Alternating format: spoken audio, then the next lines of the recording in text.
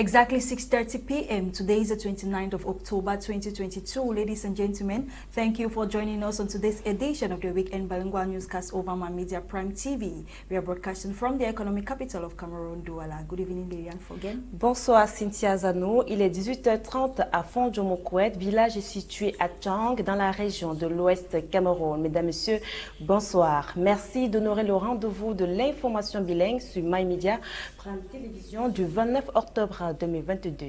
Nous débutons bien évidemment en anglais avec Cynthia Azanu. Cynthia, you have the floor. Thank you, Liliane. Again, ladies and gentlemen, to begin this newscast, gunmen believed to be separatist fighters have attacked Sorepco and burned down this place, and which is mainly for the activity of the purchase and sales of food, construction of products and building materials in the northwest region of the country. Nicole Tako tells us more in the following report. The incident, which took place today at about 10 a.m. in the morning at Bamenda branch office in the northwest region of Cameroon, left the population of Bamenda in shock and consternation. They collected every single thing. We were 4 of us inside. I, Commando, Mr. Tata, and 1 other person. They collected all the money and threw fuel all over the floor. According to reports, the alleged separatist fighters surrounded all workers at gunpoint, collecting money from sales before setting the warehouse ablaze. The cashier on seat, whose name My Media Prime got as Pamela, was kidnapped and taken to an unknown destination. They went away with Pamela. Sorepco workers, after the attack, struggled to put off the fire from spreading to other parts of the warehouse.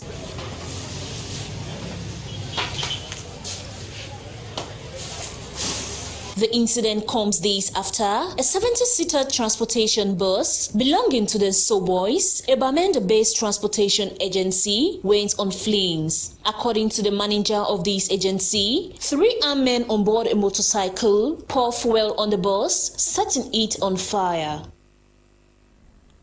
And now the National Communication Council has sanctioned the Voice Radio and its station manager for 2 months for their failure to groom the Professionally Moderate, a program which defamed Civil Cabinet Director Samuel Mvondo Ayolo. We get the details with Bo Elvis. After examining a case brought by the Director of Civil Cabinet Samuel Mvondo Ayolo concerning offensive accusations by Gibe Baula, aired on September 19 over Voice Radio, the NCC, before proceeding with sanctions, instructed the media to comply with regulatory requirements of having at least 2 professional journalists.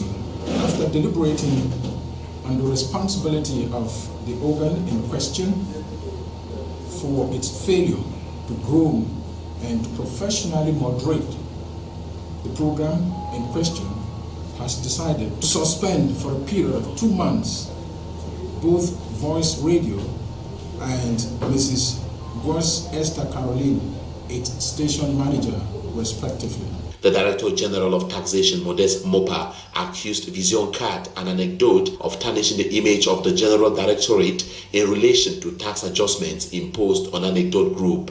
The Council, after observing that the plaintiff's complaint are in relation to the same motive that previously led to a sanction of the said media conglomerate in the case between Emilian Foguen against Vision Card, reaffirms the professional misconduct in the collection and treatment of information for public consumption. Equinox Television has been vindicated in a case brought by Manden Gaitang against the channel and its station manager in relation to a land dispute case in the Central region.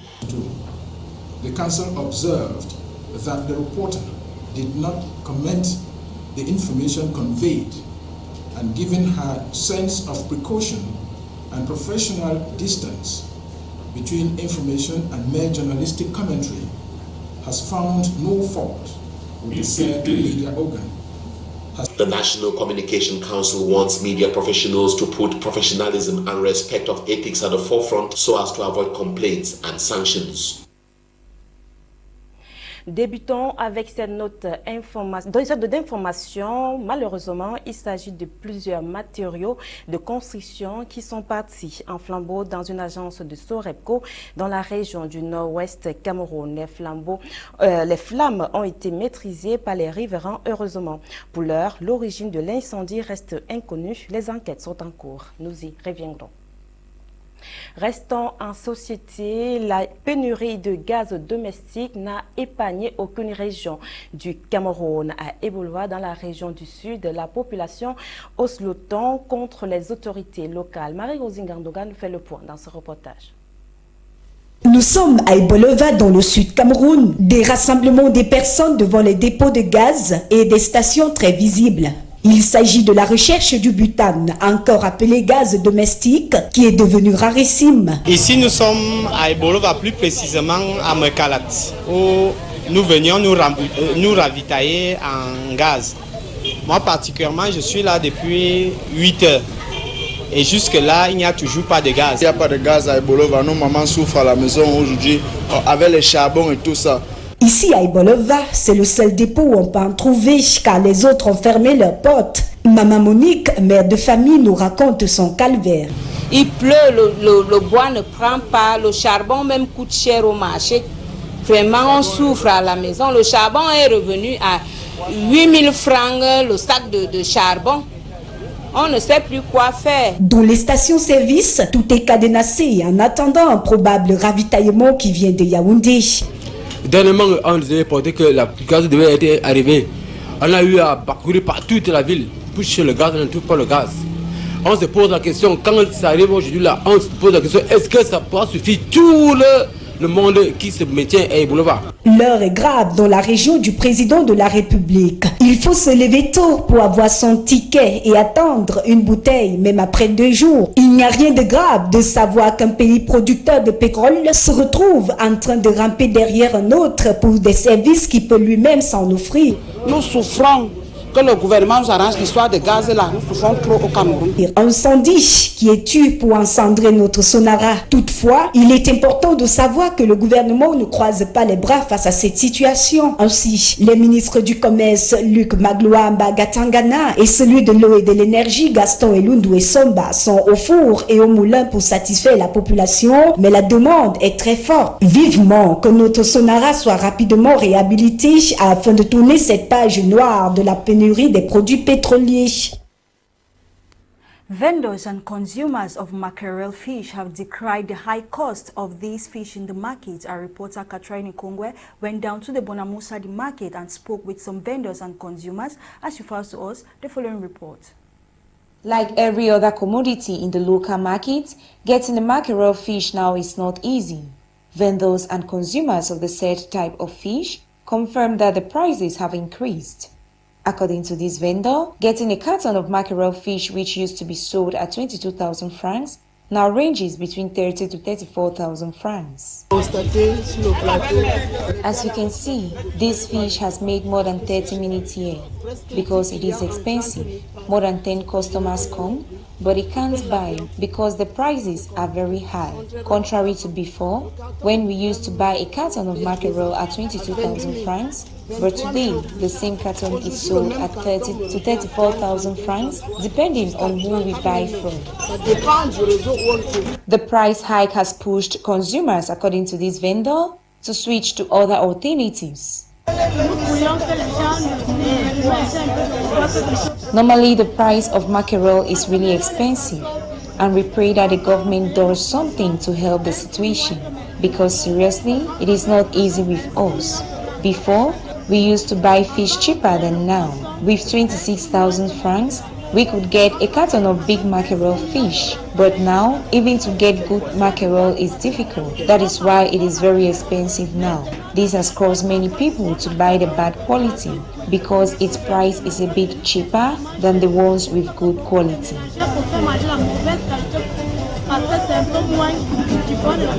These consumers say mackerel that used to be sold at 350 francs is now sold at 1,300 francs.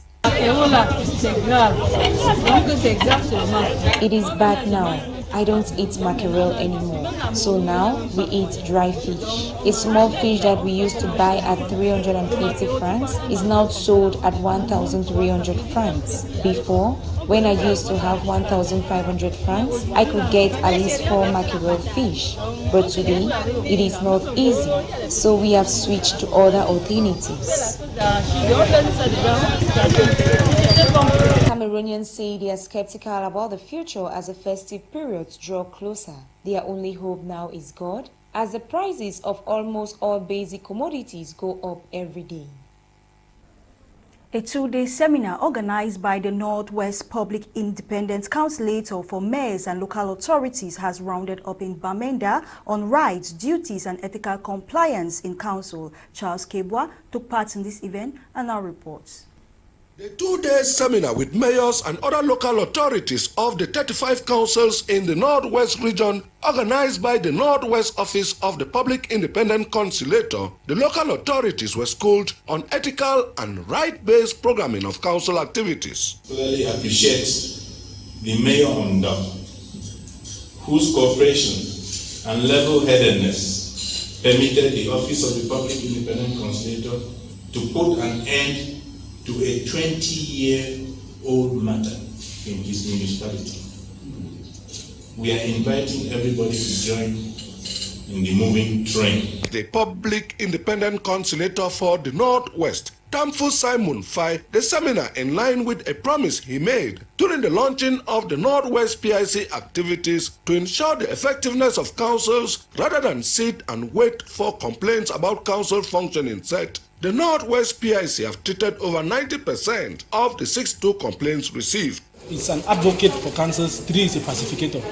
The Public Independent Conciliator exists to ensure that the rights and freedoms of citizens are respected in their relationship with councils, that councils respect their rights, and to ensure that councils don't discriminate against the citizens of their council area, whether direct or indirect. Their presentation on generalities on rights and duties in council functioning, non-discrimination and mainstreaming inclusiveness in council functioning, citizen participation, a right and a duty, the law, importance of ethical compliance, prevention of ethical misconduct, a primary duty of councils, an agent of local public service, elements for the elaboration of an ethical policy.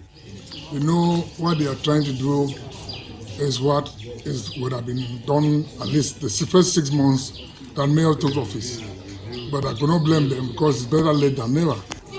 I think that I'm going to talk with my people, educate them on what I have gathered here, that the council is not a one-man show. Of this seminar, we found out that there was a lot that we didn't really understand.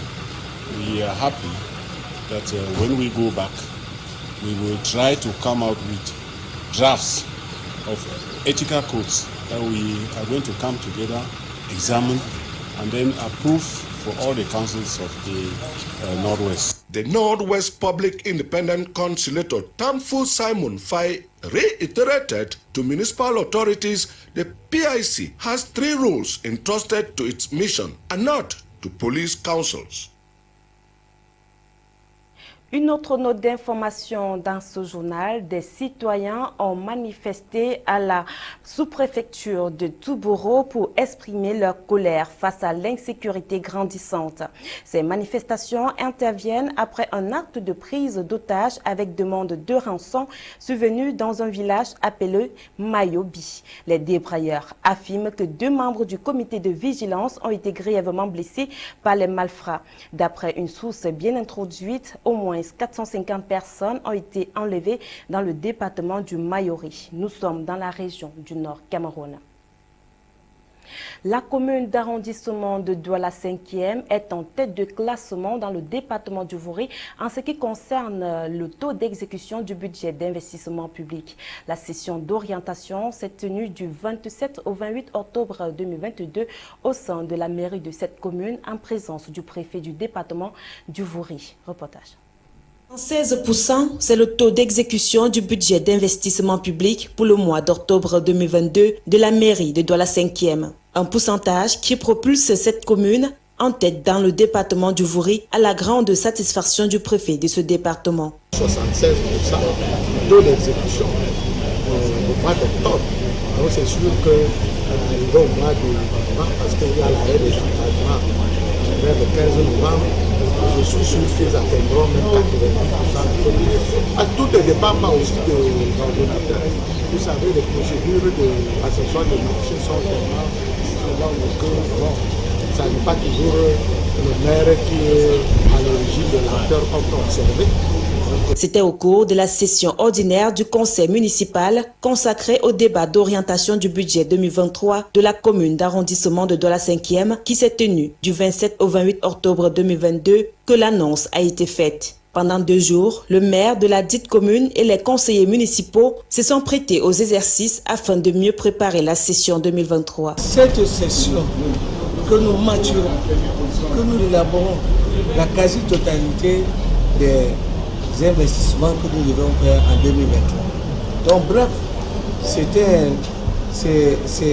un exercice qui nous pousse à mieux préparer la session budgétaire du mois de novembre.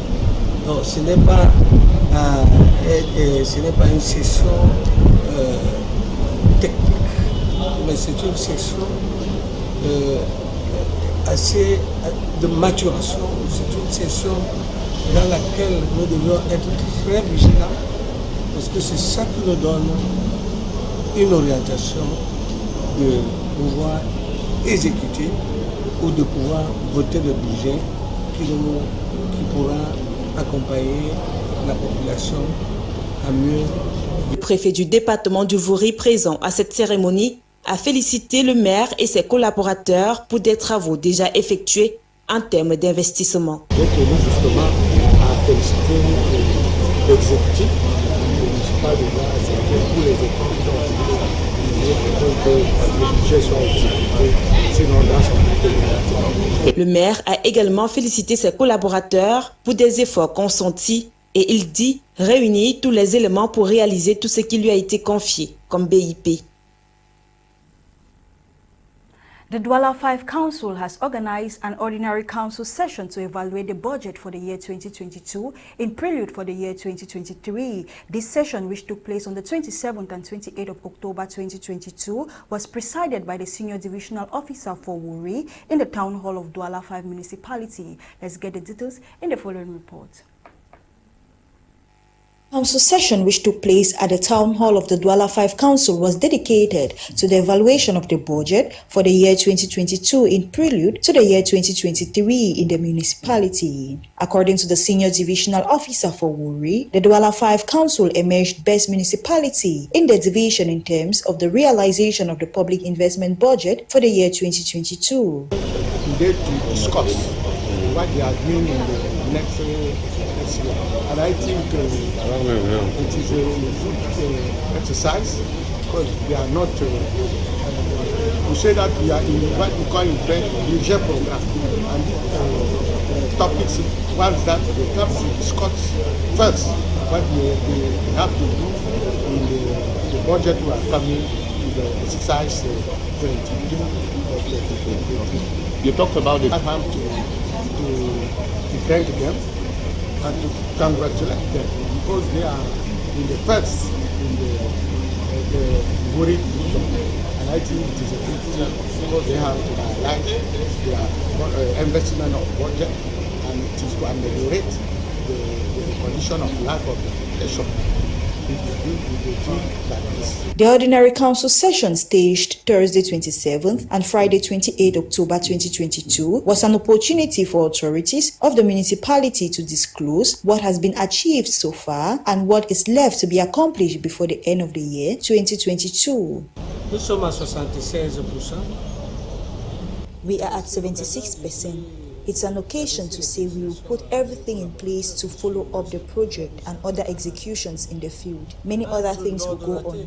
I am putting all my efforts so that I can realize everything needed because that is what is being judged. So I'll need to work harder to attain the 24% left, because that is where we can ask for more. If you don't realize anything, you will not have elements to say, please send some cartoons. Vous n'aurez pas d'éléments pour dire que envoyez-moi des cartons.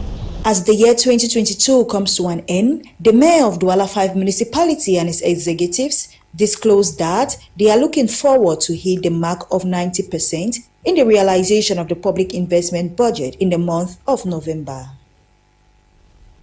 Parlons à présent des informations hors de nos frontières. Bien sûr, en République démocratique du Congo, la reprise des hostilités provoque des déplacements massifs près de Goma et au Maroc, tout à fait. Une exposition d'art s'effectue dans les rues de Rabat. L'ensemble de l'actualité africaine avec Antaï Tapé dans son reportage. En République démocratique du Congo, de nouveaux déplacements des populations sont effectués en raison de la situation sécuritaire alarmante sur le territoire Rutshuru à une cinquantaine de kilomètres de Goma, après quelques semaines d'accalmie. Selon des témoignages, arrivés à Ngouko, les rebelles M23 auraient tiré les coups de feu, ce qui a créé la panique. Les dizaines de déplacés entassés dans ces camps de fortune n'ont pas de quoi pour assouvir leurs besoins de première nécessité.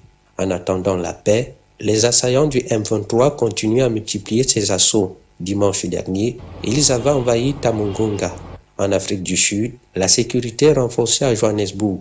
Pareil à Abuja, la capitale du Nigeria, après une alerte américaine concernant un risque d'attentat ce samedi. D'après le ministre sud-africain de la police et le commandement commun des forces de sécurité, une alerte qui est devenue virale sur les réseaux sociaux. Les familles des diplomates américains ont été priées de quitter Abuja au moment où les autorités appellent au calme. Les États-Unis d'Amérique ont averti leurs citoyens que les terroristes pouvaient attaquer des centres commerciaux, marchés, hôtels, restaurants, bars et écoles de la capitale. En culture à présent, une exposition d'art se livre au grand public dans les rues de Rabat, en plein cœur de la capitale du Maroc. Une idée de l'association d'art Louane. Elle est centrée sur les arts visuels et vivant à l'ancienne Médina. Des œuvres des grands artistes marocains, plasticiens, graphistes et designers nationaux de renom se succéderont tour à tour sur les murs de Rabat. Cette deuxième édition valorise l'art du graffiti, la calligraphie arabe et islamique. La première avait eu lieu en décembre 2020 pendant la pandémie Covid-19. Mesdames, Messieurs, c'est ici que nous mettons un terme à ce journal. Merci de l'avoir suivi. Les programmes se poursuivent sur My Media Prime Télévision. C'était Liliane Foguen depuis Douala. Bonsoir. Bonsoir Cynthia, Azanu. Good evening, Liliane Foguen. Ladies and gentlemen, thank you for staying with us throughout this news edition. Remain tuned to our numerous programs until we meet again. Have a pleasant evening. Good night.